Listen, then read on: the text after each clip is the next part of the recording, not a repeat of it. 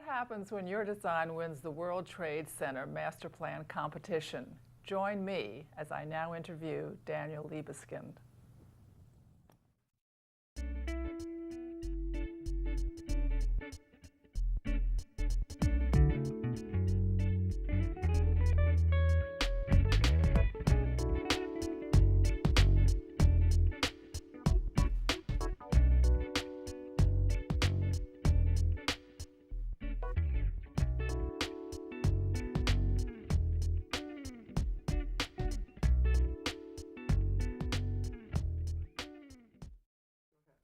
Hello everyone, tonight is a real treat for us. With me is Daniel Libeskind, a noted extraordinary teacher and an equally noted and extraordinary architect. He has been speaking at Midland at the Associated Contractors and Builders Expo, and it's my pleasure to welcome him to Uncommon Sense. Thank you. A pleasure. I told him earlier that I liked to smile, but you see right away how truthful I was, right? What would the world be without a smile?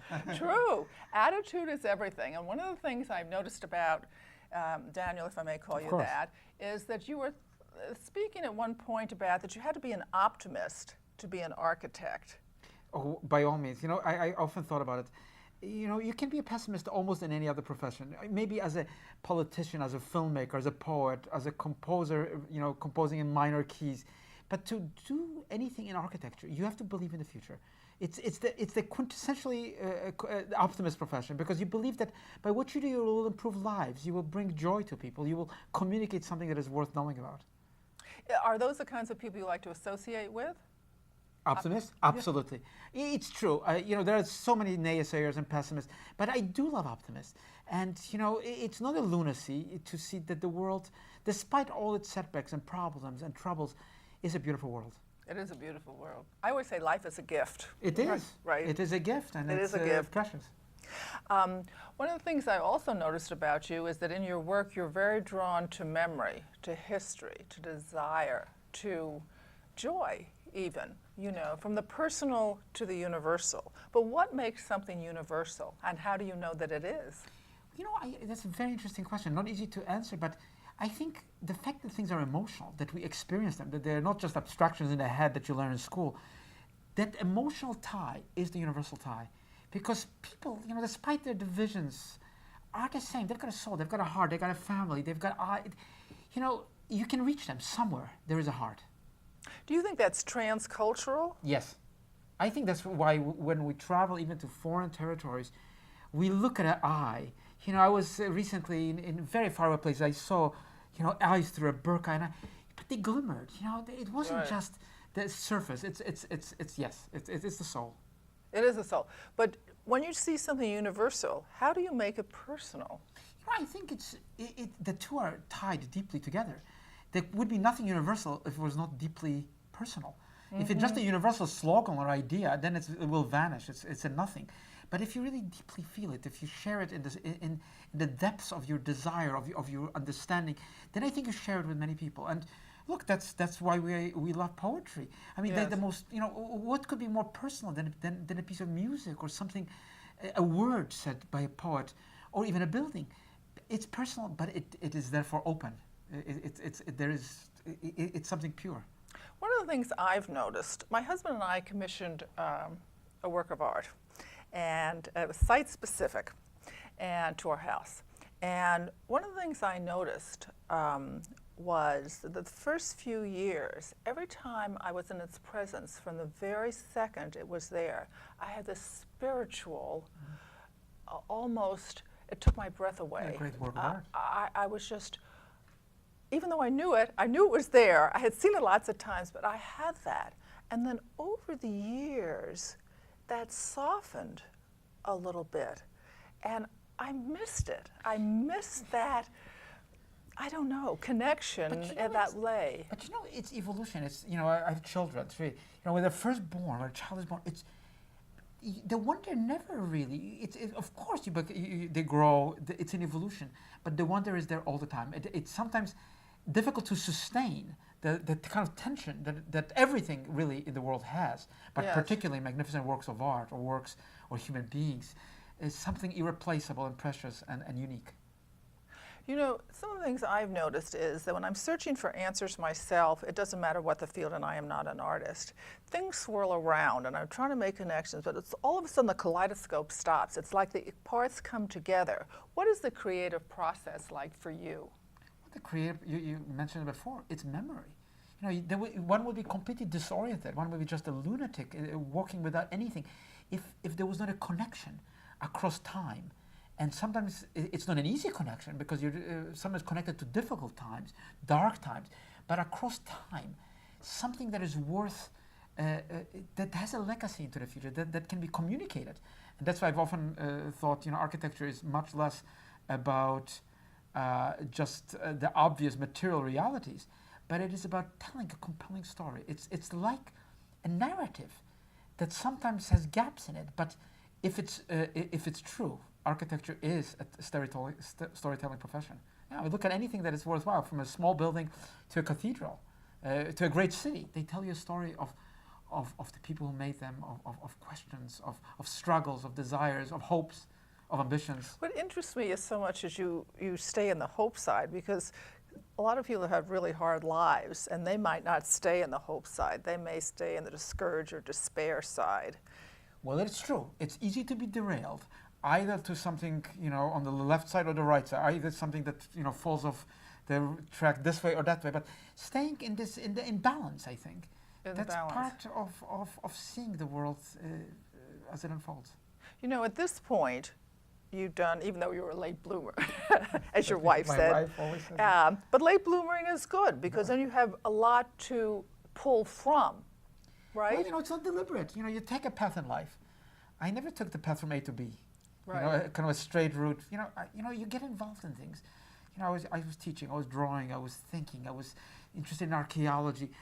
I mean, I was always loved architecture. I was always an architect. I thought I was doing architecture at any of those points, but life is always more interesting, because if you're open to it, it takes you in unexpected ways, and it's not just a calculation. What did you learn that was unexpected? I learned that the world is about that the reality is about unexpected, that anything that you can really control is just a simulation, it's not real. It's only that which is uncontrollable, history, things that happen, and yet you have to take responsibility ethically, morally, philosophically, intellectually, and practically also. Mm-hmm. And when you have the unexpected, do you think you have moments of choice then in how to respond to it? As you said, ethically, morally, Definitely. responsibly. I think the unexpected is a kind of the crossroads. You have to decide what I'm going to do. You know, I'm going to give up, I'm going to sit back, I'm going to leave, or I'm going to get involved, I'm going to struggle. It's a kind of momentary decision. You look like a struggler to me, are you? Well, I probably am. My parents were strugglers. I come from a family that always saw, you know, I think of my parents who were really working people, had tough lives, but they communicate great things to us. It wasn't values and quotes. It's their own lives illustrated the glory of struggling for something, even against great odds. You know, concentration camps, the gulags in the Soviet, and yet they were integrated human beings. They were never people who just looked back at the losses. They always said, you know, there is a future, there is a better way. Could they laugh? Oh, absolutely. You know, my mother was certainly more of maybe had tougher life than not both of them had tougher, but she always found a joke in any situation.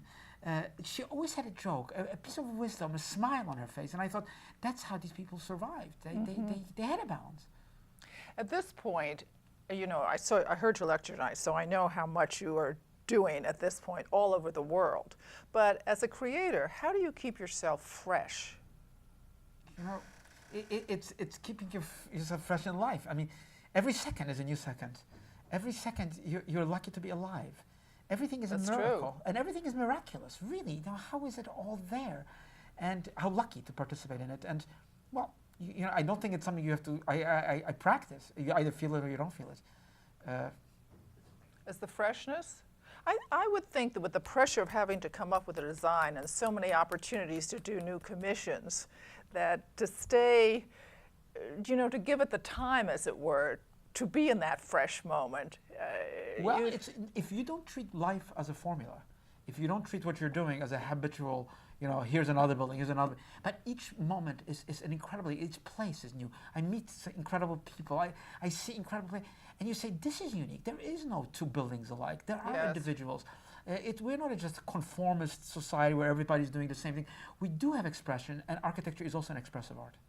It seems to me I read that your father said once, trust the invisible.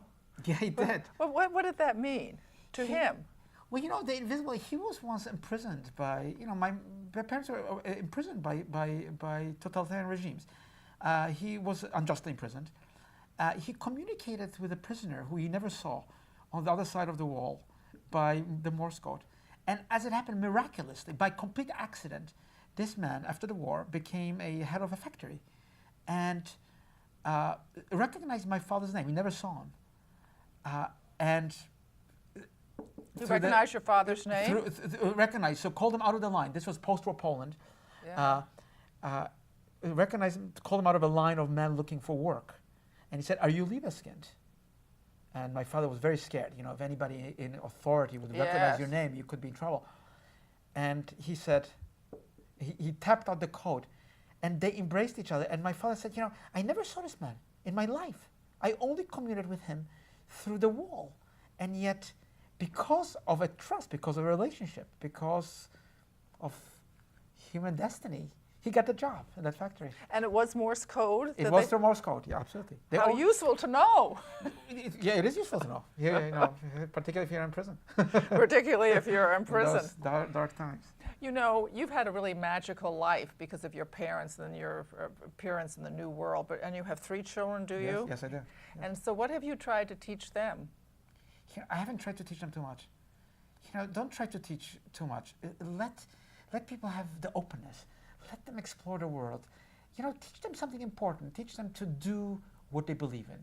I teach them, take the risk. Even if people don't like what you're doing, don't pay attention to it. If you deeply believe it, go for it.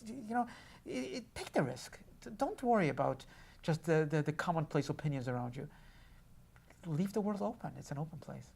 How do you view risk yourself? Well, life is a risk. Yes, it is. Every second and you have to take responsibility for the risk. We are born. We didn't make ourselves. We didn't create, where we were born, who we were born to, but we were part of something, of a risk of the world. The world is counting on us in some ways. I think it was harder for me to take risks when I was younger and easier now. And I don't know why, because maybe I've taken more risks. I don't know. Well, maybe we were raised differently. We had to be right. I don't know. But as immigrants, as being Jewish, growing up under totalitarianism, under communism, under anti-Semitism, you saw that life was not to be taken for granted. You had to. Yes.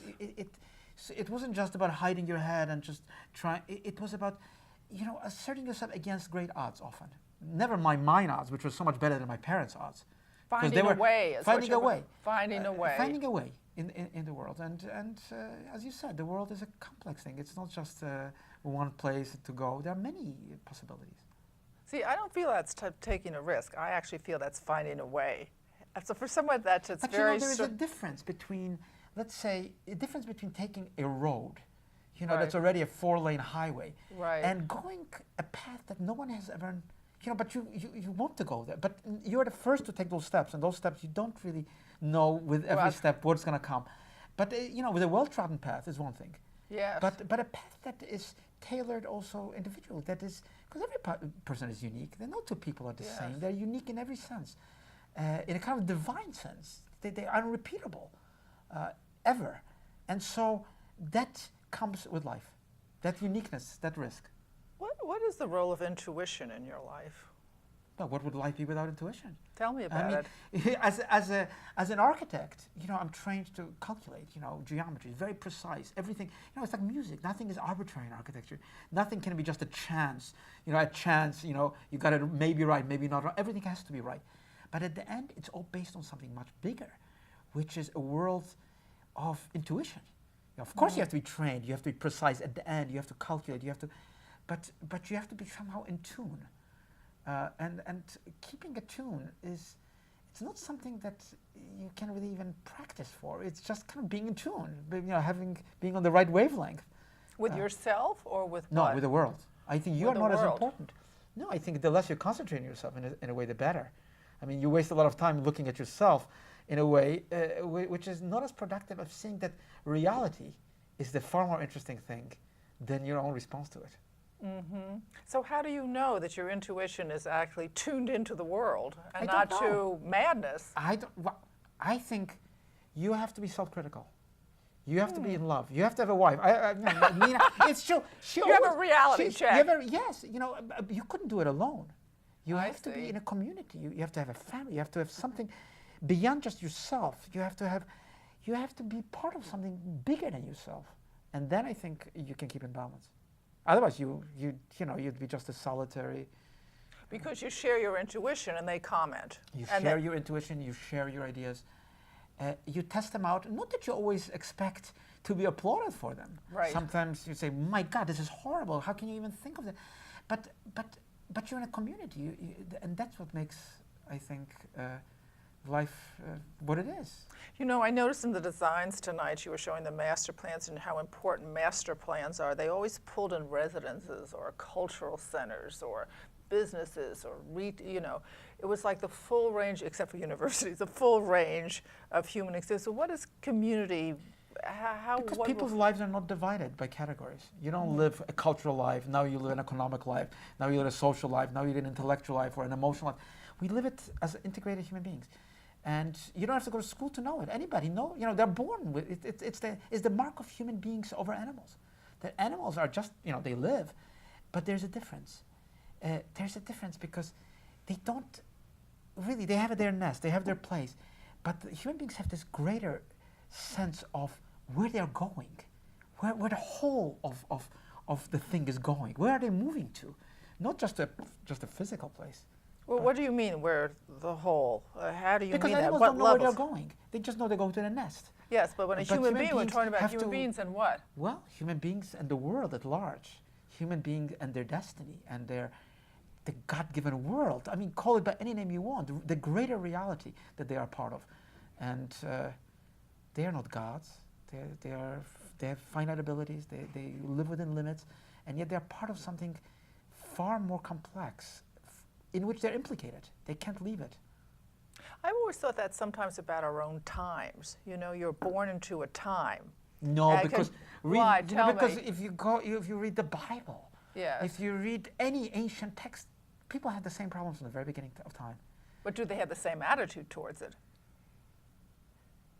That's a good question. I think deeply human beings haven't changed. Technology has changed a lot. Right. For better or for worse, human beings haven't evolved. They evolved, but Right. not as much as we would like them to. Right. Right. So are you saying you think they have a moral sense? They absolutely. I think art, in a sense, is not just progressive. Not like technology. You can just improve because it hits to those core elements of the human spirit, and those things are not. They're eternal. They are kind of mysteriously inscribed. You can identify yourself with anyone in the world, east or west, north or south, because somehow, call it the DNA scientifically, but it's not about the DNA. It's not about those molecules. It's about something far more mysterious that has been inscribed in the wonder that we are alive and that we are in this world, and that we can recognize both its merits but also its falsehoods. Do you think it's primarily visual or oral? No, or it's human beings respond total. We are not just eye. I mean, architecture is of course a visual art too, right. but it's as much an acoustical art. You listen to a building, it has a certain sound. You talked about that. The buildings in like cities have hearts and souls. What did you mean? Well, if a building is not, or a city, like a human being, then it's just abstract. It's just a bunch of air conditioning units at a large scale. No, it's gotta be something human, something that has a face, that opens its door to a stranger. That's what makes it human. Welcoming. Welcoming. Myself and some other people in town are part of a volunteer group to examine what we should do about some of the new commercial buildings being built, big box retailers and some of the other things, to think about materials or colors. And wonderful. Yes, it's wonderful, but we don't know what we're doing. We don't know Yes, how you to do. think about that. Yes, How you do. should we think about it? First of all, I think people are very sensitive. Don't let anyone say, only the architects know, only the experts. People are very sensitive. Sometimes they don't have the means to express what they want because they've never seen it before. But I think the minute there is interest in the environment, in ecology, and creating a sustainable environment which is not just green by code, but truly emotionally connected to the fabric of people's lives, then you're on the right track. Well, it looks, I mean, I'm very visual, and it bothers me when I see ersatz anything. I feel like something vibrated and the music is just upsetting me. But other people don't seem to have that. So, think, oh, what's wrong with her? But I think they may not know that. It's they true. may have harmony. I'll tell you something. It's what you're also exposed to. If you have a ugly window, Right. and you're looking at a blank wall, and you open this ugly, and every day you're looking at a blank wall, it's different than you have a nice window. You open it, Yeah. and you see a beautiful thing outside, a landscape and a beautiful building. So again, growing up in an environment, it's the culture of that whole experience.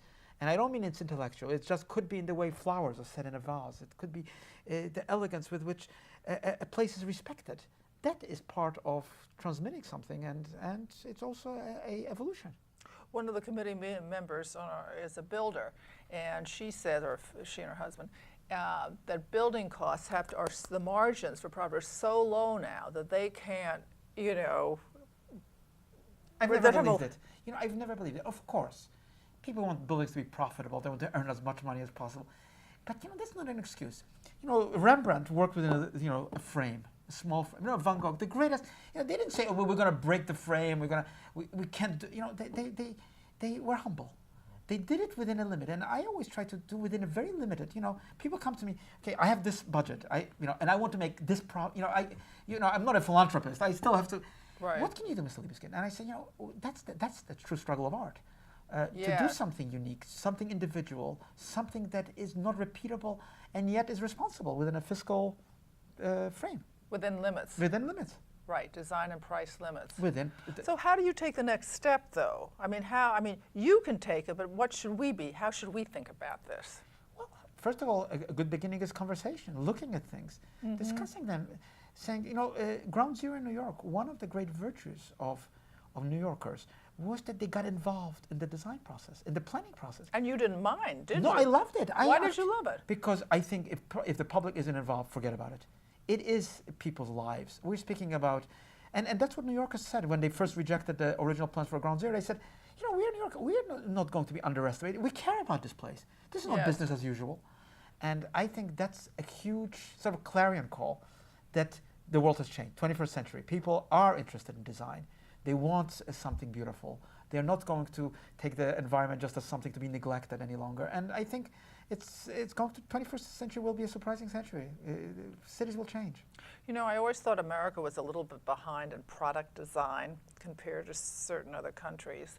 And as we hear, various things now, I just noticed that the business schools, some of them, are now offering courses in design. And It's I about thought, time. Yes, I just thought maybe that this would be the opportunity for America to. It's true, but think of the founders of this country. George Washington personally decided on the plan of what he was interested in architecture. Jefferson, was an incredible person who drew the plans. There were people who thought architecture wasn't an extra. It was a central core of a new and a revolutionary enterprise, building a whole country based on freedoms that no one ever dreamt of before. I think that's a great basis. Sort of civic confidence. Civic confidence, civic celebration of the civic. Celebration. Celebrating that Almost ceremonial. ceremonial, but also the fact that it's open, that we're lucky to be in a civic, democratic, pluralistic society where people have different expressions, that we are not in some cookie cutter system where we are doomed to repeat everybody else, and that our freedoms are replicated in design. That's what design is. Well, what does it mean to design for democratic ideals? Is it the participatory process? It's or both. Is it open? It's the participatory process, and also giving something that is liberating you from the previous things that you thought you must have. A window like this, a wall like this, a color like this. Something gives you a freedom to think differently. Look at the sky in a different way. Look at the earth in a different way. We want to thank Daniel Libeskind for being with us today. We've learned several important things from him. One, if you want to be an optimist, architecture may be your field. An architect cannot really exist without being an optimist because he thinks or she thinks that he's creating something of beauty and relevance for the future, future-minded. He is very open to ideas. He lives in the moment. He believes in intuition, and he believes in finding a way that we are fully human, that over time, whether it's biblical times or current times, we have a moral sense. We have a sense of what's right and wrong. The importance of including people is what distinguishes perhaps our century in architecture, but it's also a chance to I think be more fully human. When he was talking about raising his children, he said he really didn't raise them with any particular thing except to believe in what they wanted to do, you know, to say their piece, as it were, sing their song, as it was.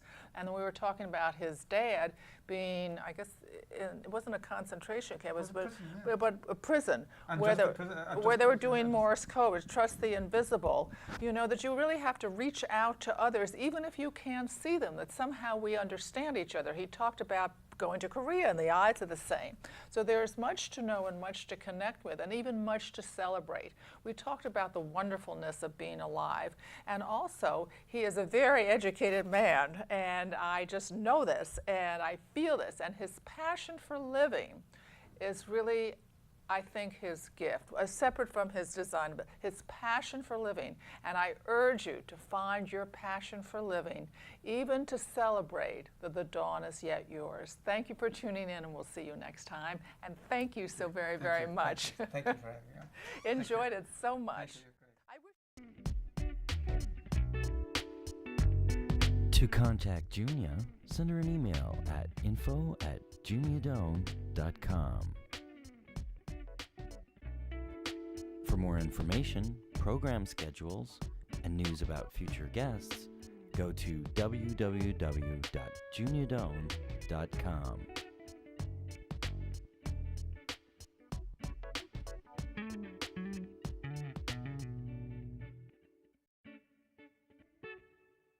Thanks for joining us. See you next time for Uncommon Sense with Junia Doan.